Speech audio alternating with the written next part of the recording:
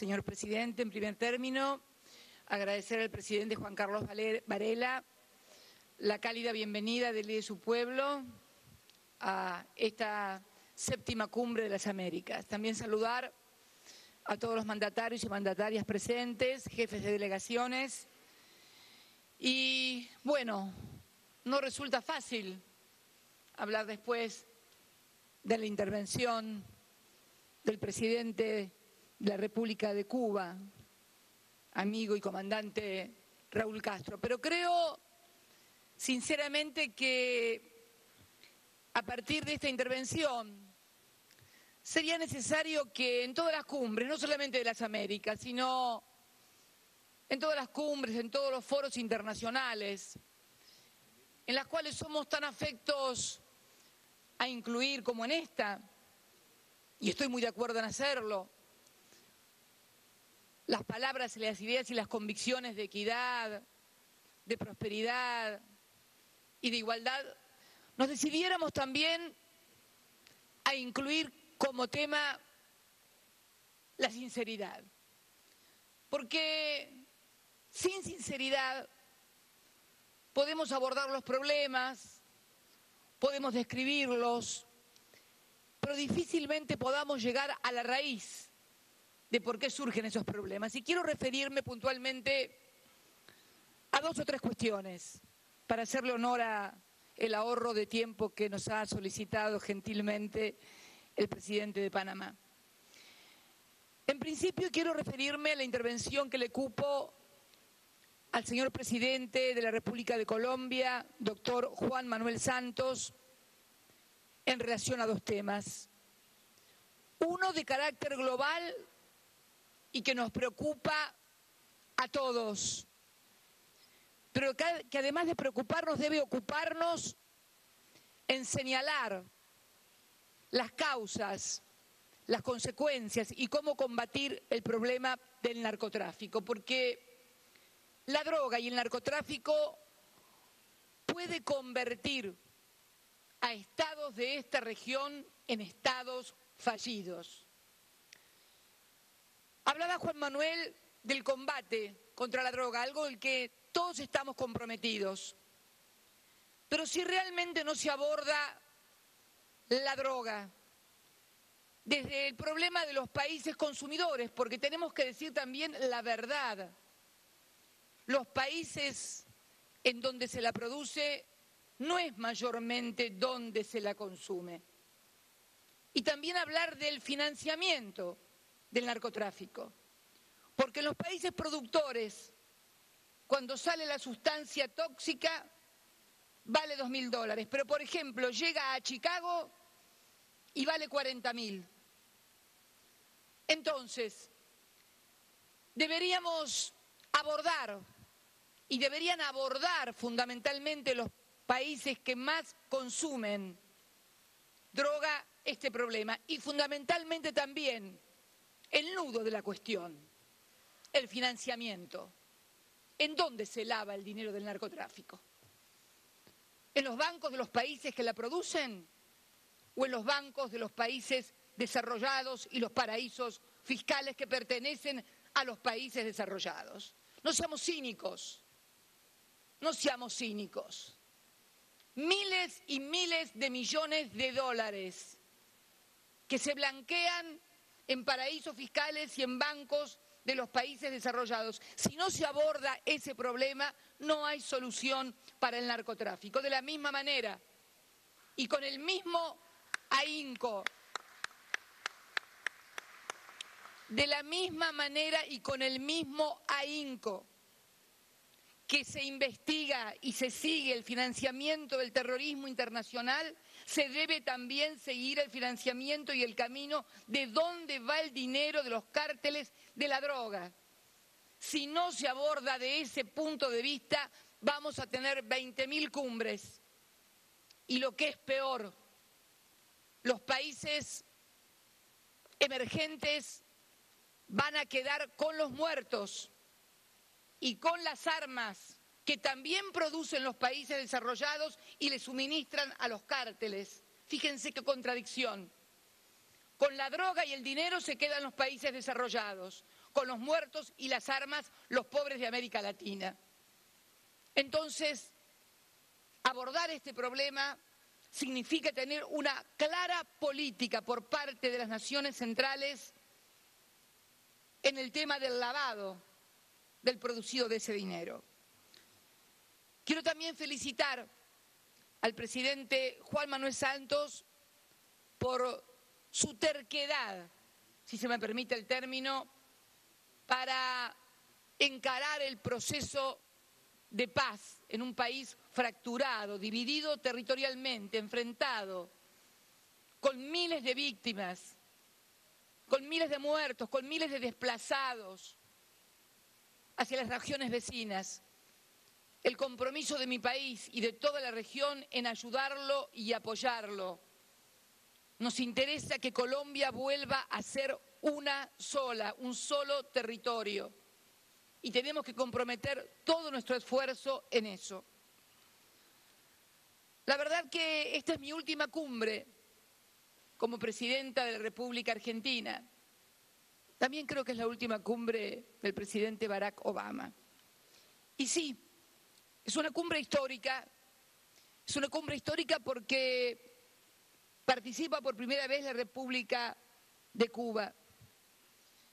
Curiosamente, nos enteramos de este acercamiento en mi país cuando estábamos celebrando la cumbre del Mercosur el 17 de diciembre del año pasado, en la cual se anunció que iba a haber un diálogo simultáneo entre el presidente de los Estados Unidos y el presidente de Cuba, Raúl Castro. Pero por favor, no nos confundamos. Yo sé que el presidente Barack Obama lo acaba de decir, no le gusta mucho la historia o le parece que no es importante. Yo creo que la historia a mí me encanta. A mí me encanta porque además me ayuda a comprender lo que pasa, lo que pasó, por qué pasó, y fundamentalmente a prevenir lo que puede llegar a pasar, porque la historia enseña, no para recordarla y autoflagelarnos, o como un ejercicio de masoquismo, sino simplemente para entender por qué pasaron las cosas. Entonces, tengamos claro que Cuba no está aquí y no estamos presenciando el encuentro de dos presidentes que finalmente, después de mucho tiempo, decidieron darse la mano. No, señores, Cuba está aquí porque luchó por más de 60 años con una dignidad sin precedentes, con un pueblo que, como recién lo indicaba Raúl, el 77% nació bajo el bloqueo, que sufrió y sufre aún muchísimas penurias. Y porque ese pueblo fue conducido y dirigido por líderes que no traicionaron su lucha, sino que fueron parte de ella.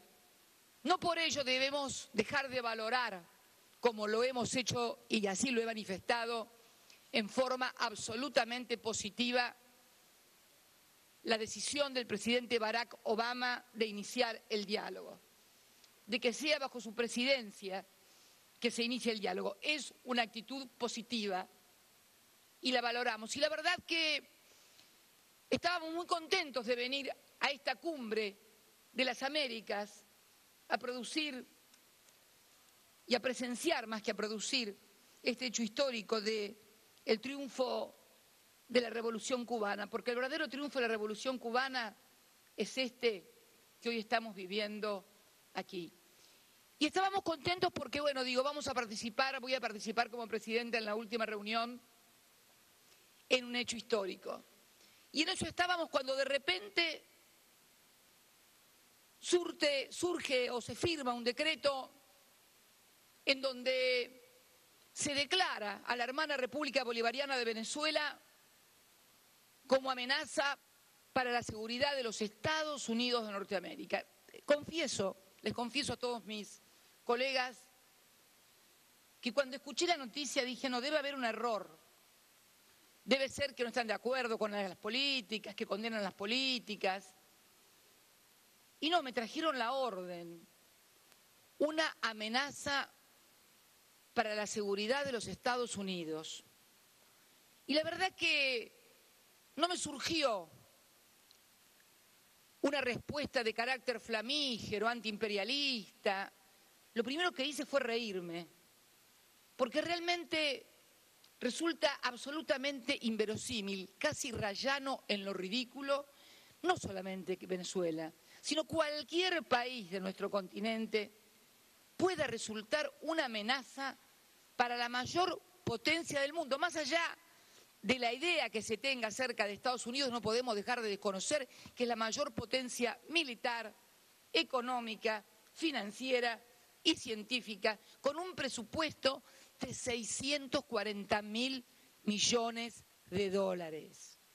640.000 millones de dólares, que de paso, y agrego así como al pasar, deberían hacerlos más efectivos para combatir el narcotráfico y la inmigración ilegal, porque con tanto presupuesto no se entiende cómo no se puede combatir al narcotráfico y hay 11 millones de indocumentados. Pero siguiendo con el tema, le preguntaba anoche a Nicolás Maduro, ¿cuánto es tu presupuesto militar? Y creo que me dijo 1.000 millones, 2.000 millones de dólares, un poquito más. ¿Cómo puede entonces concebirse que la mayor potencia del mundo pueda considerar una amenaza a la República Bolivariana de Venezuela? Es más, escuchaba el discurso o las explicaciones del presidente Barack Obama a sus propios compatriotas luego de firmar el día 2 de abril el acuerdo con Irán acerca de la materia nuclear, conjuntamente con los otros integrantes del Consejo de Seguridad más Alemania, explicarle a sus propios compatriotas que debían sentirse seguros porque Estados Unidos era el país más poderoso del mundo y que Irán apenas contaba con un presupuesto de 30.000 millones de dólares, mientras que Estados Unidos contaba con un presupuesto de más de 600.000 millones de dólares. Es una sinrazón y es realmente una pena, presidente Obama. No sé si estará presente o se habrá retirado, no alcanzo a ver, tendría que ponerme los anteojos si no tengo ganas. No está, no importa, alguien se lo contará. Es una pena, realmente, que tal vez producto de negociaciones internas en su país, porque sabemos también que no las tiene fácil, sabemos también de los sectores más reaccionarios, que lo acorralan, que le piden cosas, sabemos de la negociación política que tiene que llevar a cabo con varias dificultades, pero realmente, si querían enfrentar a Venezuela, deberían haber encontrado otra forma, porque en realidad nadie puede creer esto, como nadie puede creer que el Reino Unido haya declarado también una amenaza a mi país, la República Argentina, respecto de nuestro propio territorio, que son las Islas Malvinas. Resulta absurdo, un presupuesto de casi 60.000 millones de dólares, 2.3 del PBI del Reino Unido está dedicado a defensa. Absurdo también, pero me llamó la atención la similitud y la simultaneidad de ambas posiciones. Y me llama la atención porque han gobernado mi país dictaduras terribles que acabaron con la vida de miles de argentinos y que fueron precisamente las que decidieron la guerra de Malvinas en 1982. Y sin embargo, con ellos se tuvo siempre relaciones, casi diríamos cordiales. Por eso digo que es una pena que esta cumbre se vea ensombrecida por esa decisión y pedimos, junto a los demás hermanos países, que ese decreto sea dejado de lado, pero no por una cuestión, miren, no voy a apelar ni a la soberanía, ni a discursos lacrimógenos, simplemente apelar al sentido común. Decía el líder que fundó mi movimiento, el general Perón, que se vuelve de cualquier lugar menos del ridículo. Y la verdad que resulta absolutamente ridículo considerarnos a cualquiera de nosotros una amenaza. También, y para finalizar, señor presidente, a mí sí que me gusta la historia y he leído también que se dice que los días de nuestra agenda, lo dijo el presidente Obama también, en este hemisferio, a menudo suponía que Estados Unidos podía interferir con impunidad, ya están en el pasado. Es cierto que las interferencias que recordamos y que hizo mención, por ejemplo, el presidente Castro, derrocamientos de gobiernos democráticos, tal vez el más emblemático, el Salvador Allende, Jacobo Arbenz, forman parte de la historia de invasiones o de tercerización de los golpes a través de las Fuerzas Armadas locales de cada país. Pero también es cierto que ha surgido nuevas formas más sutiles de intervención e influencia en nuestros gobiernos, a través de lo que se conoce como los golpes suaves. Golpes suaves donde se utilizan medios masivos de comunicación multinacionales, denuncias falsas, asociaciones caprichosas de estados con otros estados para hacer no sé qué cosas y qué conspiraciones. Son más sutiles, son más sofisticadas, pero no por ello dejan de ser intervenciones y siempre encuentran su origen en nuevas organizaciones bajo el nombre de ONGs.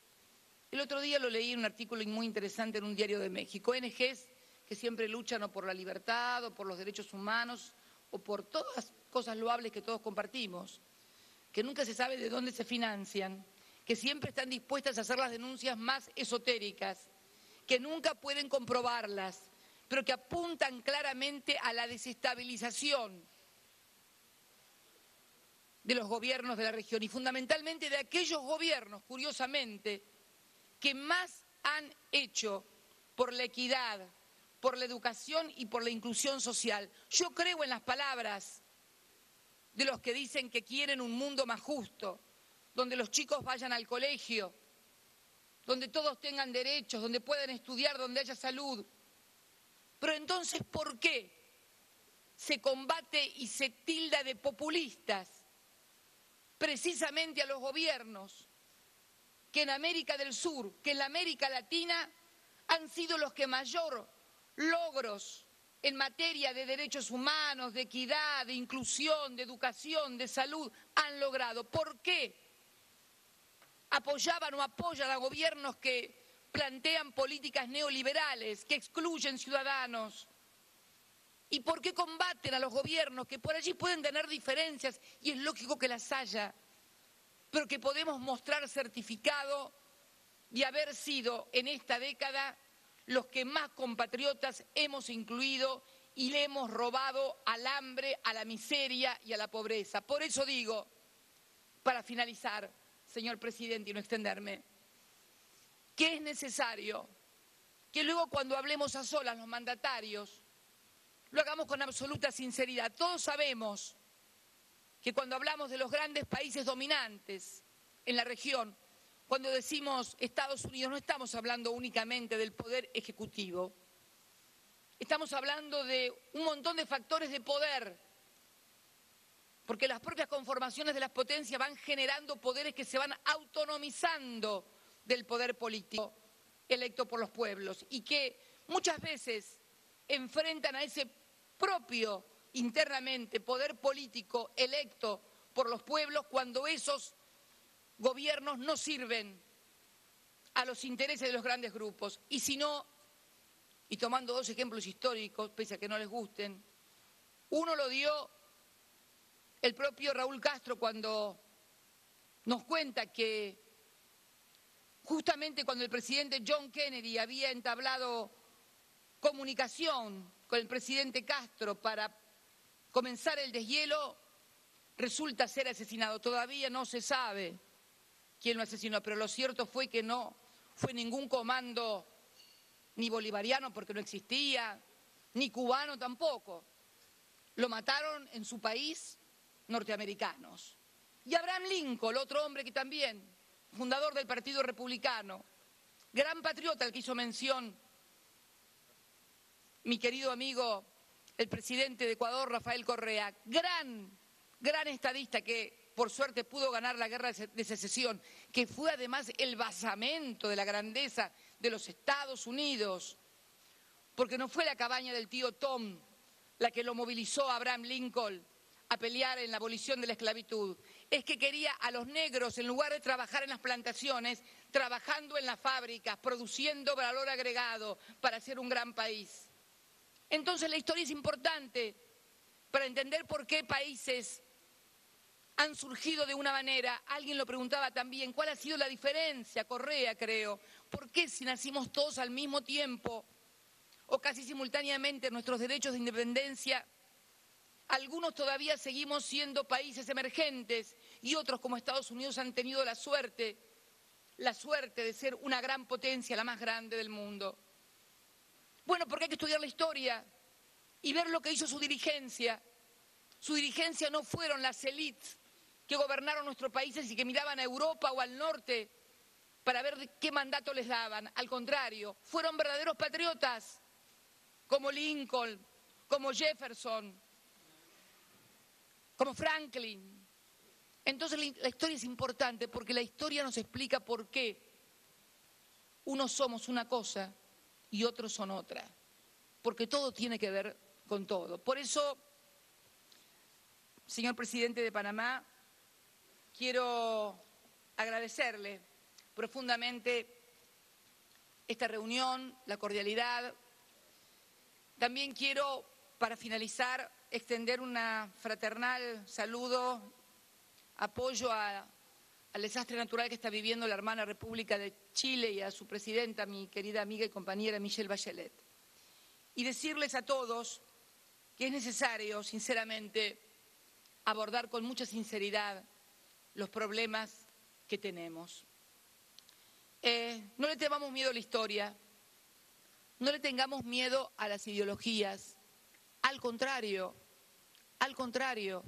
miren lo que ha pasado después de que decretaron el fin de las ideologías.